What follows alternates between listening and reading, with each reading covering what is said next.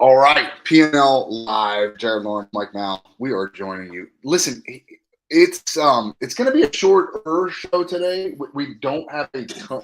Like, so here's the thing to me. You're going to go through what happened last week, and the holiday tournaments. Espo and I talked about it a little bit last week. They kind of feel like they're a little bit watered down. Am I crazy?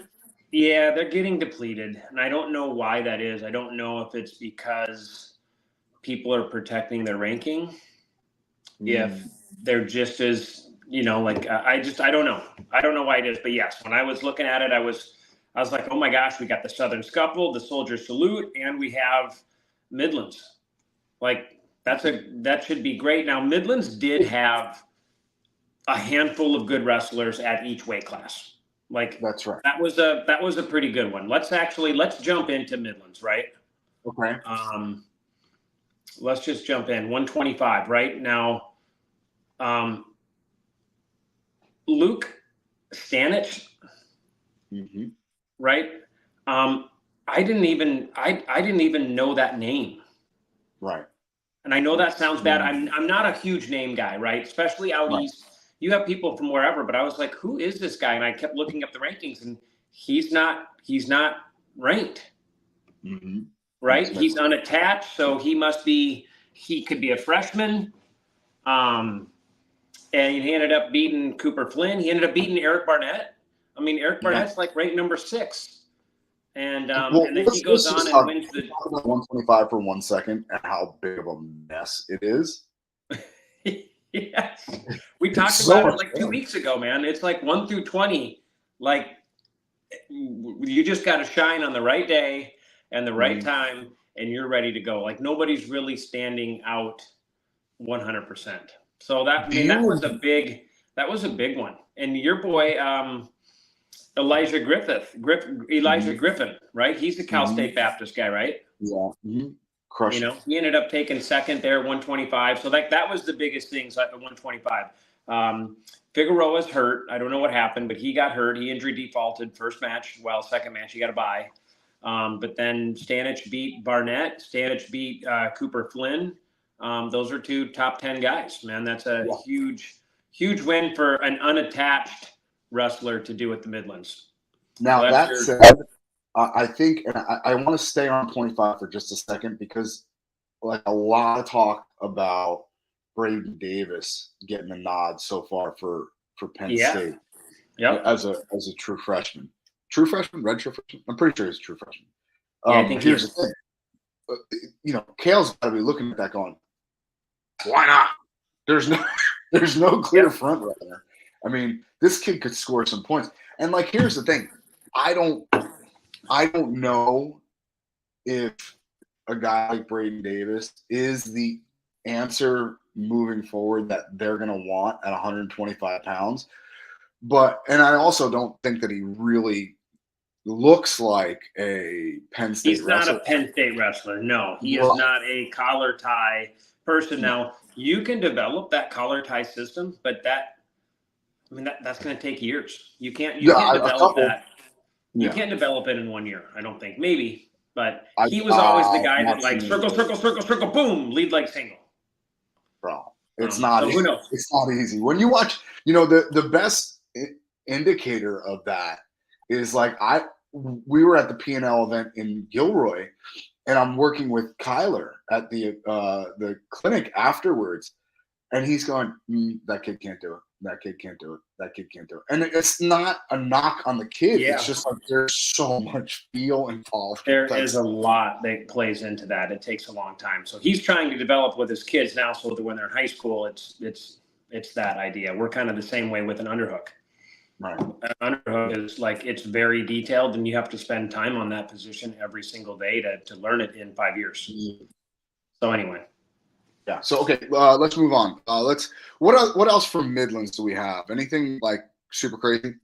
No, I mean, just the first few weights had some good ones, right? Latona gets beat. He's number 1 seed. He gets beat by Romney. Now Romney's a top 10 guy too, but then he gets beat by is it Shaver? He's in New Jersey. Was he 125 last year? He was. Right.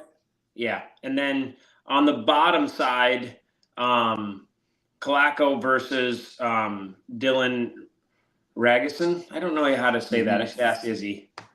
Ragusin. And then Ragusin came out, but that is a good weight. That is a weight of what normal Midlands is like. You have 4 semis with a couple upsets. I mean, you have basically in the quarters, you have 1, 2, 3, 4, 5, 6, 7, 6 guys in the top 20. That's a good weight. Yeah. But okay, 41. I think Penn. Did Penn win? Penn won. So you have the team title. Yeah. Yeah. So you have Capusto. No, Camposto. Yeah. So he ended up. He didn't win, but he was in the finals against Titus, right? Jordan Titus, West Virginia. Yep. Which I think Titus is coming along pretty good. Just West Virginia is coming along. Ooh. For sure. I mean, like a year ago, like I was like, ugh. Yeah. And they are coming. They're getting some guys. I like that so Coach Flynn, I think they have resources out there. I do. I think their facilities are good. I think their coaching staff is aligned. I think what happens is they kind of just get lost in this mix. Are they, they're not a traditional Big 12, or are they a Big 12 team? Like, are they a Big 12 football team? I'm not sure. But the point that I'm trying to make, though, is like they just kind of get swept under the rug half the time. And like they have some phenomenal athletes. That kid Titus is a freak athlete. Don't they have a 57 or 65 that's real good too? Wall or something like that. I don't know. Yeah. But yeah, solid wrestling. Coach Flynn's awesome. Yeah, Peyton Hall, 165. 65?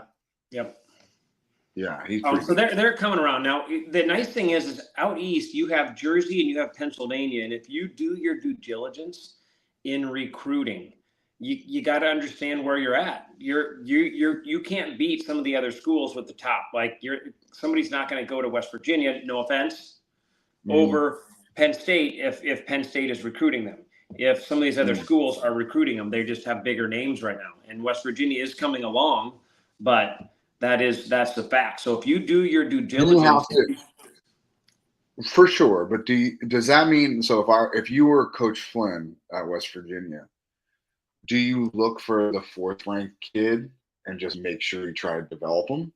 Yes, but you have to. Your recruiting has to be on point because you need to get that kid, and you have to know he's going to develop. Versus going after the number 1 kid who may not develop. He's number 1. Who knows what'll happen with that guy? You got to find the right mold that's going to fit your style and the guy that's going to put the work in. That's a very disciplined athlete.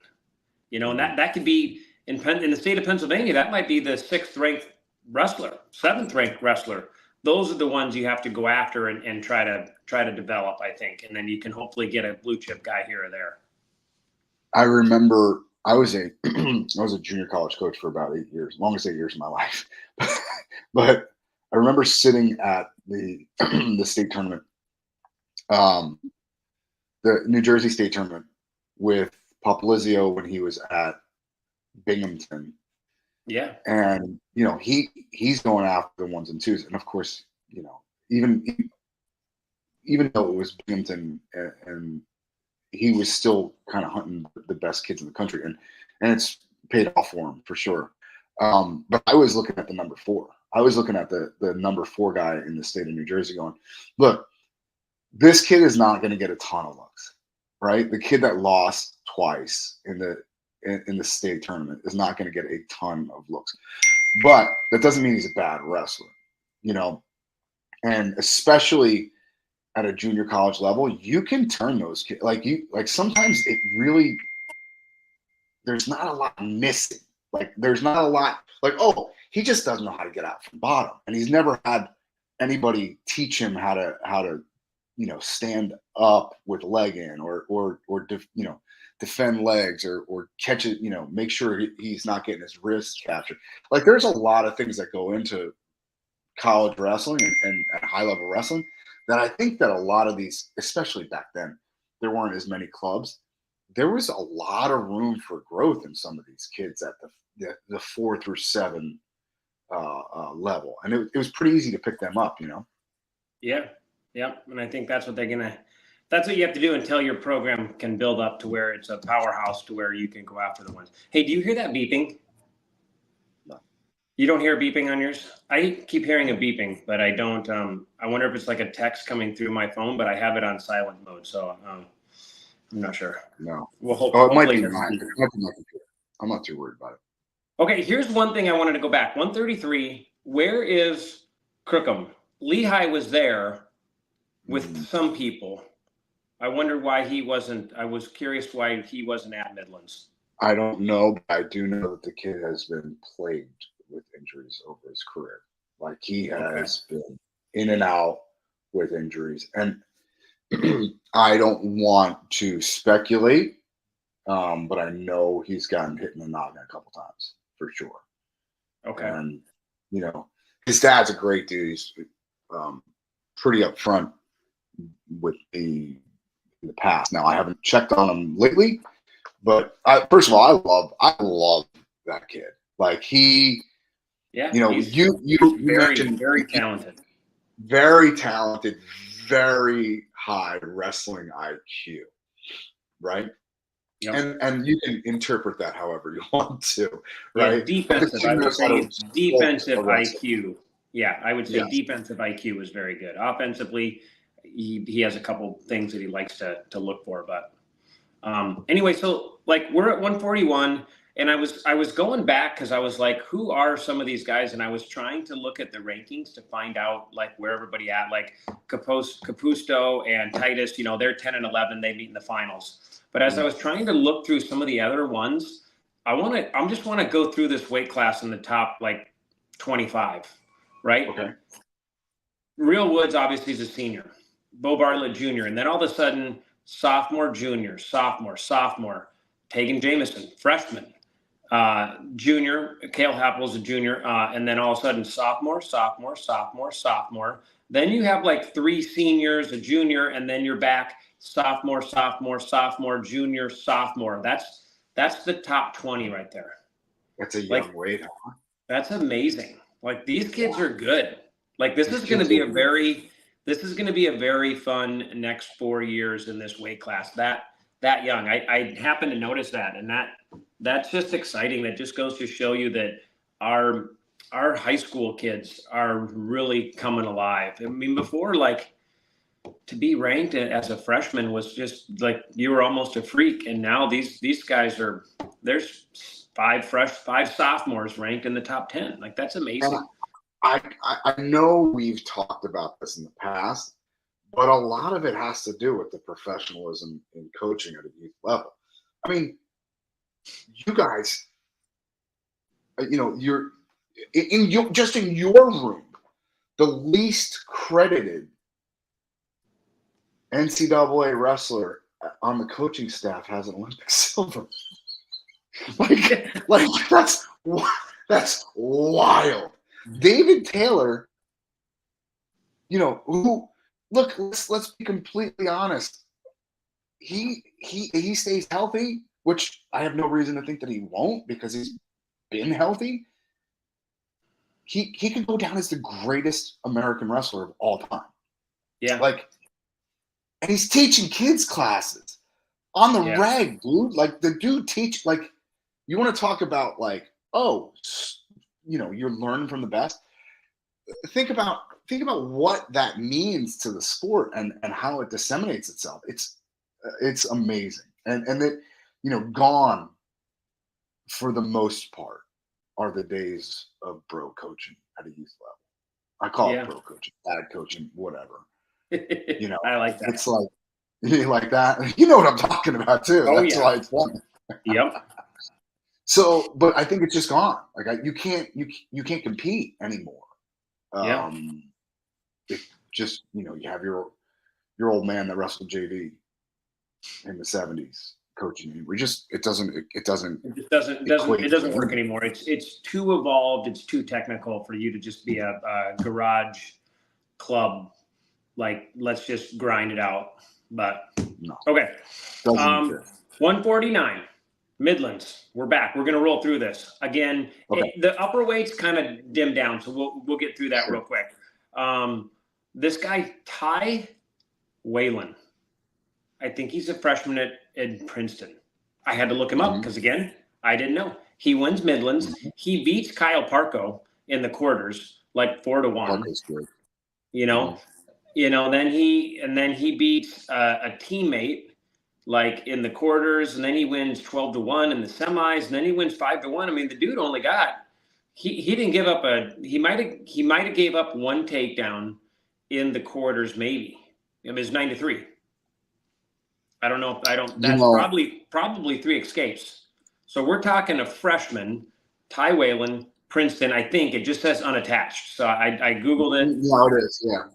He wrestled 57 last year a little bit. He tried to get to 49.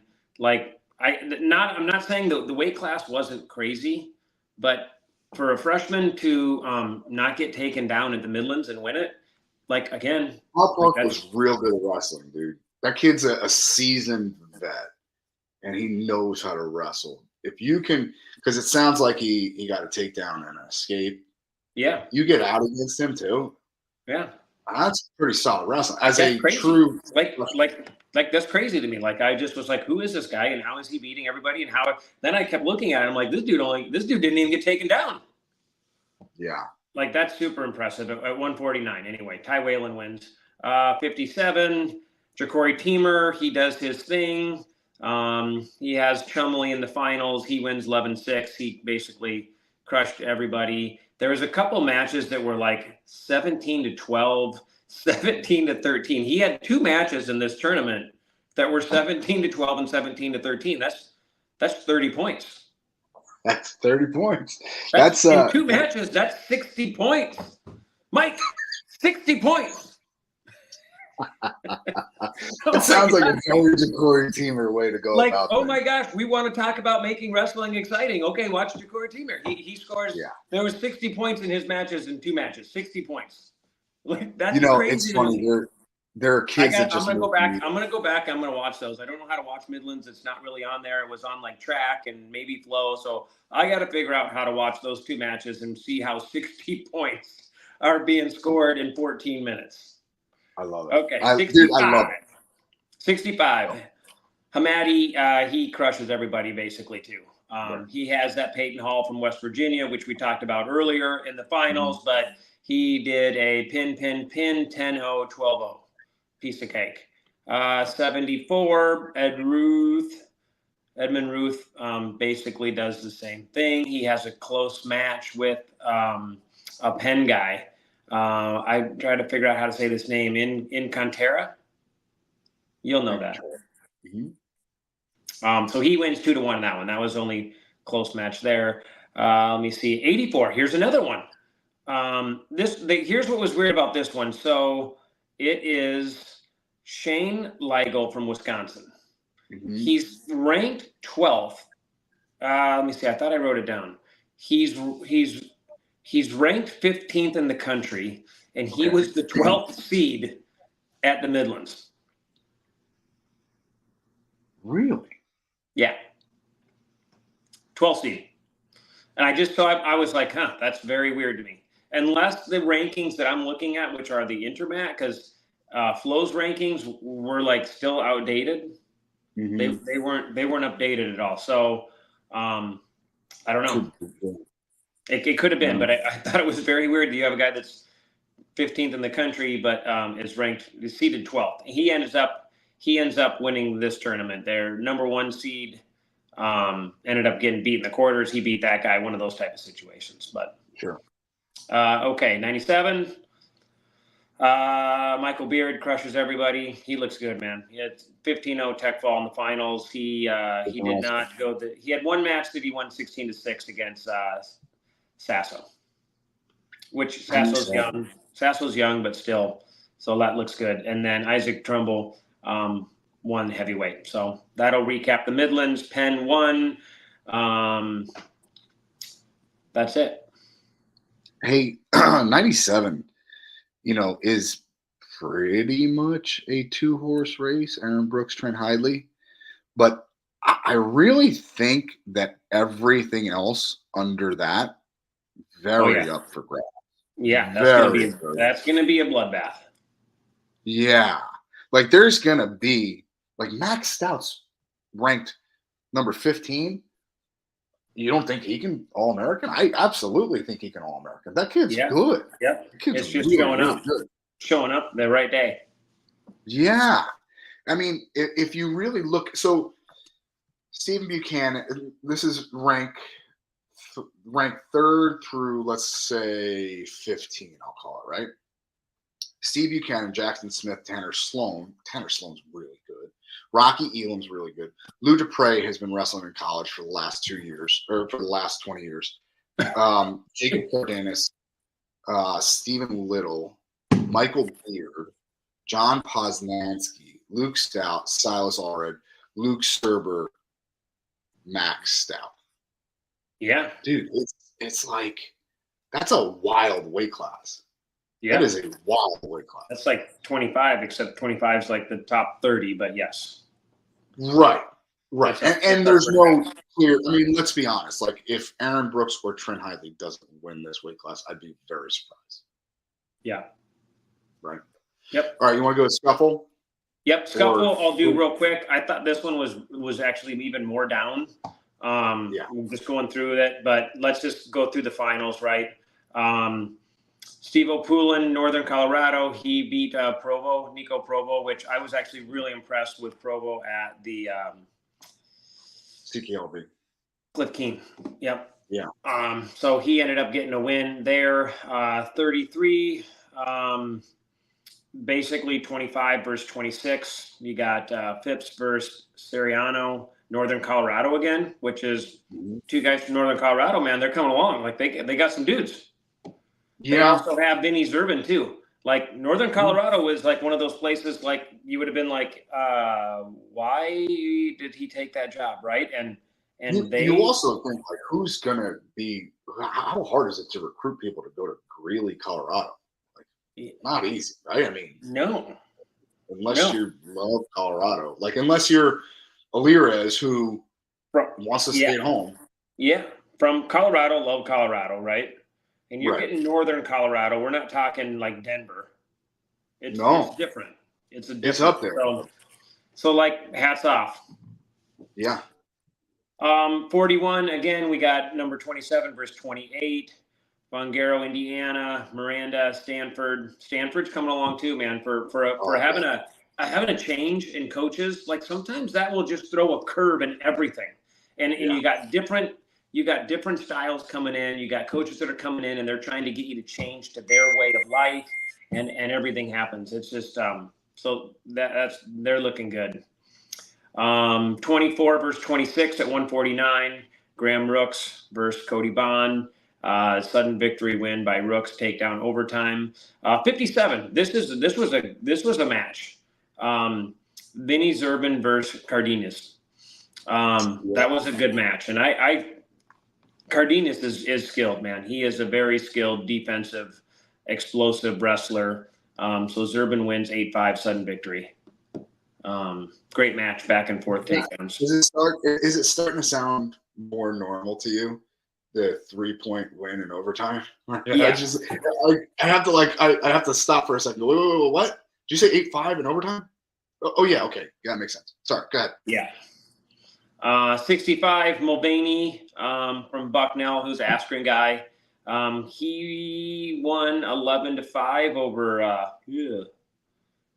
Filipowicz. Like, again, I'm not good with names.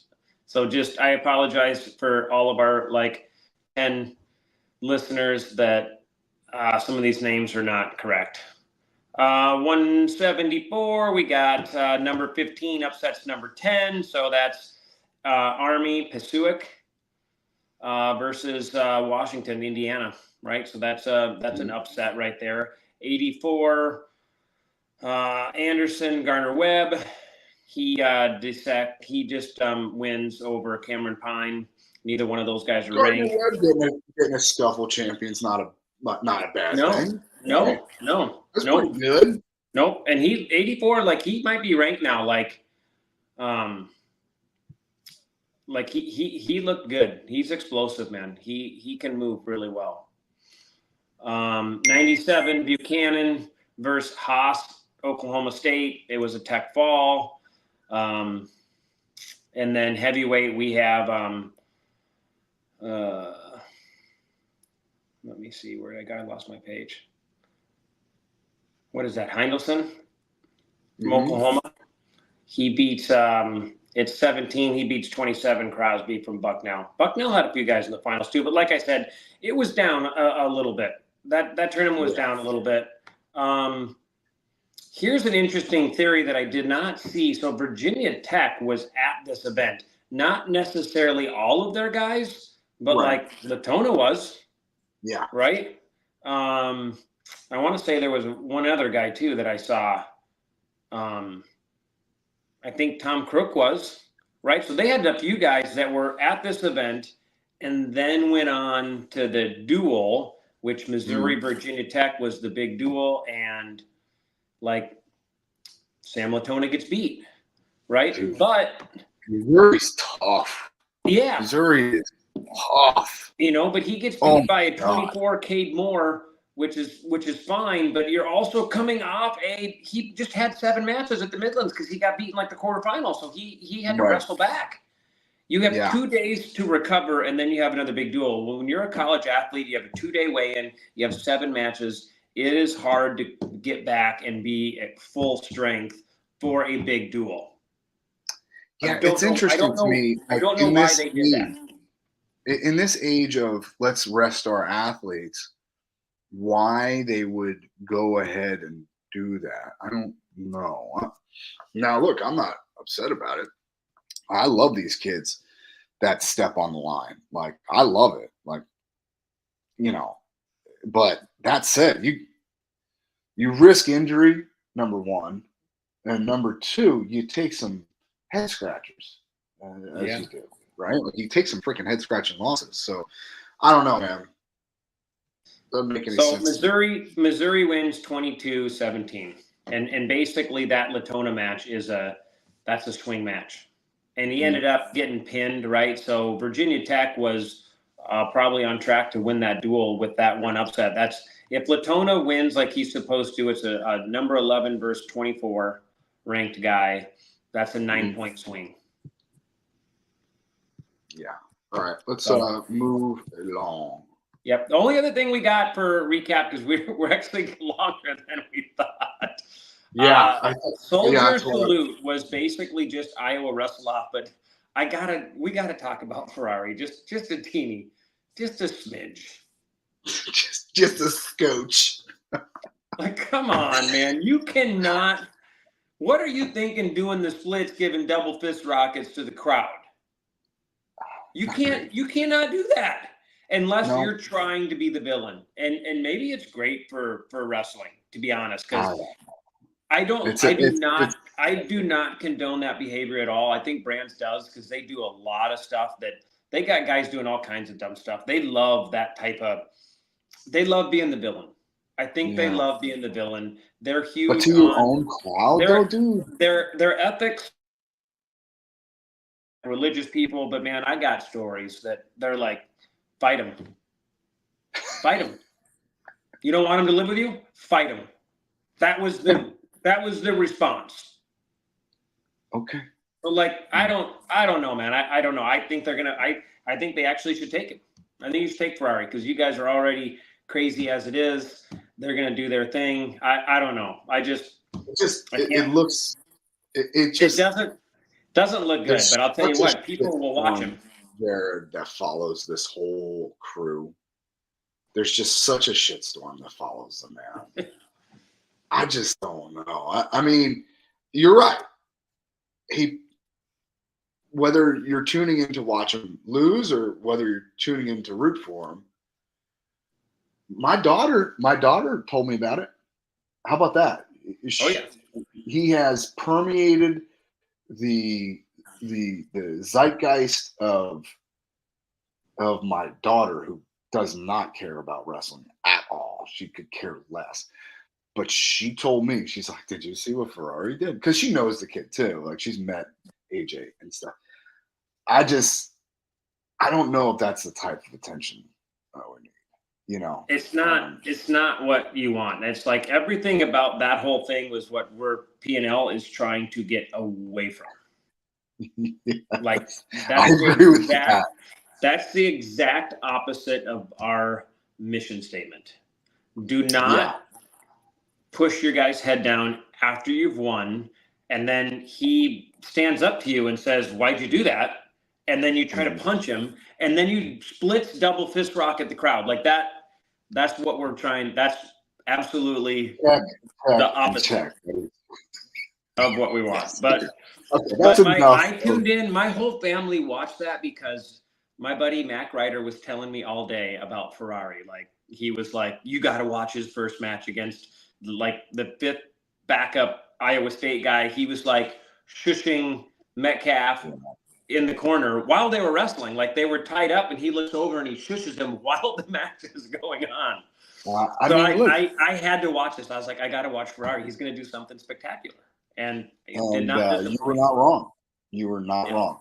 It's like scheduling a car wreck. You're going to do it. I'm telling you though, it's going to be problems. Like, what happens now? Because you have, I don't know, you have Anthony Ferrari, you have AJ Ferrari. If AJ goes there, where does Glazier go? Does he stay there? Does he have to? What year is Glazier?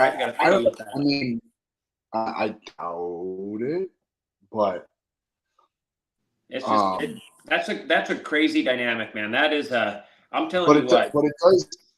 I mean, it does kind of interject them into the top 2. I mean, it could. Yep. You know, I mean, I think it's a. Do you want to sell your soul to win? Is the question. I wasn't going to say that. Okay. Fair enough. All right. Look, Cornell, Ohio State is interesting, but NC State, Oklahoma State is very, very interesting to me. It looks like, depending upon what ranking you look at, 8 versus 2, 5 versus 3, whatever. Oklahoma State is a slight underdog. And if I want to look at this duel quickly, I want to say NC State should win this. But here's the thing. And you and I have talked about how John looks tired, and it looks and some of the teams that he's had in the last few years, notably Ferrari, has taken a toll on him, right? I mean, how does it not? Like that type of shitstorm, so to speak, that is just constant, it wears on you. As a head coach, you look at these guys and it puts gray in their beard for sure. Yep. But if he's got any John W. magic left, I think he can pull this one out. Listen to this. Camacho versus Spratley. So here's what's interesting about Spratley. He is a tough son of a gun. Tough. And nobody told him he's supposed to lose to anybody. Like, I don't care if he's 29th, 30th in the country. Nobody told the kid that he's supposed to lose. So Camacho, yes, obviously has an advantage there, but Spratley can absolutely win. Dayton Fix, Kyle Ring. Do we get to see Dayton? Maybe. And if we do, I'd give the nod to Dayton. So that's 3-3. Ryan Jack versus Tegan Jamison. Probably Ryan Jack. Don't think he's getting major, though. Jackson Arrington, Jordan Williams. If Jordan Williams has because this kid loves the spotlight. If he has a match in him to shine, I think this could go his way. The kid is as talented as anyone in the country. I just think he's at the wrong weight class. I think it's a travesty that he's down at 149. I can't imagine. And you're coming off Christmas, which is always like for me, that was always the hardest time to get back, get your weight under control. You have a break. It's hard to manage it. It's just hard. So like right now is like the worst time for guys for their weight problems, and then they rehound it down. So if weight is an issue, hopefully he got it down. Right. Ed Scott versus Teague Travis. Ed Scott should win that one. This kid that they picked up from Northern Illinois, Isaac Olejnik. I like this kid. I think he's bonus. He is real. He is for real, for real. Braden Thomas against Alex Bajan. Braden Thomas should win that one. Dustin Plott versus Fishback. Seems like a toss-up to me. That's probably the biggest swing match as far as I'm concerned. Like, I don't know how that's. What are they ranked? What's that at? 97? No, 84. Fishback, depending upon who you ask, is like number 9. Plots. No, 3 right now. 5. So mine has it 3 versus 5. Yeah. Now Fishback might be. That's a swing belt. Yeah. All right. Freshman versus junior. Werber. Huh? Freshman versus junior. I'm going to go with the junior. Okay. Yeah. And then Server versus Hidley. Hidley probably gets bonus out of that. And then, I mean, we're down to heavyweight. Connor Duchette, Owen Truth. Another swing bout. I don't know if there's a clear 11 versus 16 is what I got on my ranking. Yeah. I got 20 and 13. 13 being Owen Treffin. So I do not count the Cowboys out on this one. I really think, they match up pretty well. That I thought. Right? Like, so that's kind of what I'm saying. Like, everyone's kind of just assuming, because let's be honest, right? Pat's kind of had their number, right? I mean, he's beaten them pretty I don't want to say soundly, but he's beaten them pretty consistently over the last couple of years when they wrestle. And so, but this year might be their year. Yeah. Well, NC State, I mean, some rankings they're up to 2. Like tournament team, they can be up to 2. So you'd think they would have it from that side of it, but I'm telling you, that's going to be interesting. That's going to be a good duel. Super interesting match. Okay, anything else before we get moving here, brother? Nope. Awesome. So look out for Oklahoma State, NC State, Ohio State against Cornell, and then we start getting into Big Ten duels. We start some real duels here coming up after this weekend. This is kind of like the off weekend before. This is the calm before the storm. Yes, I will be in the great state of Wisconsin starting tomorrow morning for the Cheesehead. Oh Super yeah! Excited to lose my cojones off. Nice. I wonder if our Simley team can pull it off. Our Minnesota Simley team. I think they've won last year, but they're down just a teeny bit. They just have some holes in their lineup. Yes, I did look at that. They do have like a lot of state-ranked kids, not too many nationally ranked kids. But who does have some nationally ranked kids? How about 285? 1, 2, and 3 in the country will be competing at the Cheesehead this weekend. Yeah. Or is it Cole Mirasola, the heavyweight? So it's Coy Hopkey, Cole Mirasola, and Dylan Johnson, all 3 of which will be in attendance. Wow. Because Cole's not that big. No, I know he's not big. He's moving up. He's moving up in weight from 215 or 220, whatever they wrestle. Yeah, and Coy Hopkey is a very strong dude. He is a very strong dude, and don't think that this kid Dylan. No, he's a monster, and he can wrestle a little bit too. Like he can go low double on you and score quick. Like it's not just lumber and heavyweight stuff, right? Like, but this kid Dylan Johnson is really good too. Now this is PNL broadcast, so obviously we're pulling for the PNL kid in Mirasola. But let's be honest, man. Any one of those 3 kids has a tremendous shot at winning this. Coy Hopkey used to be a pinnacle kid up until we didn't have enough big guys for him. So First we go cold, then we go Hopkey. Then the guy that's not a PNL. Yeah, the kid from Joliet Catholic. Got it. Look, all right. So there is some real good wrestling this weekend. Check out the Cheesehead. Like I said, those duels are going to be coming up, and we'll be back at it next week. See you.